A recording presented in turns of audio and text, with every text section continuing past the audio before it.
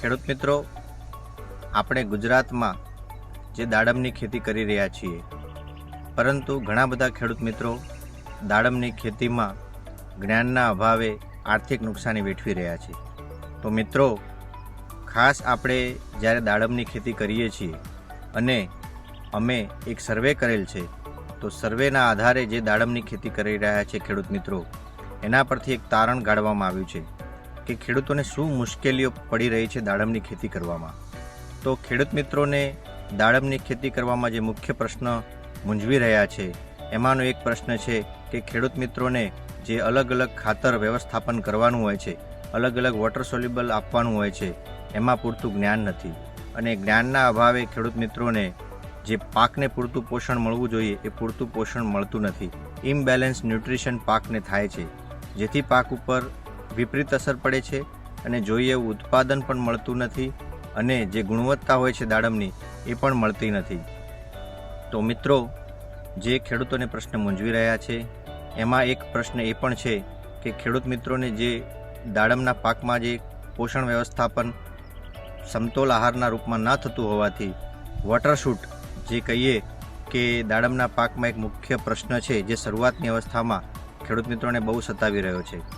સાથે સાથે ખેડૂત મિત્રોને જે દાડમમાં પાક પોષણ વ્યવસ્થાપનનો પૂરતું જ્ઞાન ન હોવાથી અને એના જ્ઞાનના અભાવથી જે ઇમ્બેલેન્સ ન્યુટ્રિશન થાય છે, જેનાથી દાડમના પાકમાં જે મેલ ફિમેલ એટલે કે નર અને માદાનો જે ફૂલોનો જે ગુણોત્તર છે, એમાં જે પૂરતો ગુણોત્તર જોઈએ એ મળતો નથી.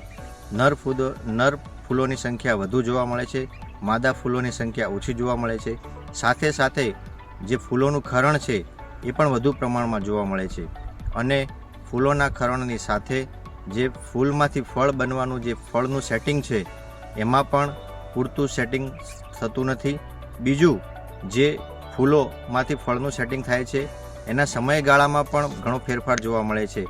આગળ પાછળ સમયગાળો વધુ થવાથી એક સાથે ફળોનું સેટિંગ થતું નથી અને સરવાળે જ્યારે દાડમ પાકે છે ત્યારે એક સાથે એનું એમ કહીએ કે પાકવાની અવસ્થાનો સમયગાળો આગળ પાછળ રહેતો હોવાથી જ્યારે બજારમાં સારા ભાવ મળતા હોય છતાં પણ ખેડૂતોને પૂરતા પ્રમાણમાં જે ઉત્પાદન મળવું જોઈએ એ એક સમયે મળતું ન હોવાથી અને એક સમાન આકારના એમ કહીએ કે સારી ગુણવત્તાવાળા જે દાડમ છે એ પણ મળતા નથી, જેથી ખેડૂત મિત્રોને આર્થિક નુકસાની વેઠવાનો વારો આવે છે અને એક સાથે એમનો માલ એ બજારમાં વેચી શકતા નથી. તો આ બધા મુખ્ય પ્રશ્ન જે છે ખેડૂત મિત્રોને સતાવી રહ્યા છે. તો ખેડૂત મિત્રો, DCM શ્રીરામ લિમિટેડનું ગ્રુપ છે શ્રીરામ ફર્ટિલાઇઝર એન્ડ કેમિકલ્સ, જે શ્રીરામ ફાર્મ સોલ્યુશન્સના નામથી બજારમાં પ્રખ્યાત છે. અને DCM શ્રીરામ લિમિટેડનું જે ગ્રુપ છે એ ખેડૂત મિત્રો માટે એક આશીર્વાદરૂપ એવી શ્રીરામ ડ્રીપિટ પોમ, જે દાડમ પકવતા ખેડૂતો માટે બહુ સારી ઉત્પાદ બજારમાં આપેલ છે. તો આ જે શ્રીરામ ડ્રીપિટ પોમ છે એ ગયા વર્ષે ઘણા બધા ખેડૂત મિત્રોએ ઉપયોગ કરેલ છે. અને આવો જાણીએ ખેડૂત મિત્રો કે જે ખેડૂત મિત્રોએ શ્રીરામ ડ્રીપિટ પોમ વાપરેલ છે એની પોતાના અનુભવ શું રહ્યા અને એ શું કહેવા માગે છે કે શ્રીરામ ડ્રીપિટ પોમ એમને કેવી રીતે ફાયદારૂપ થયા.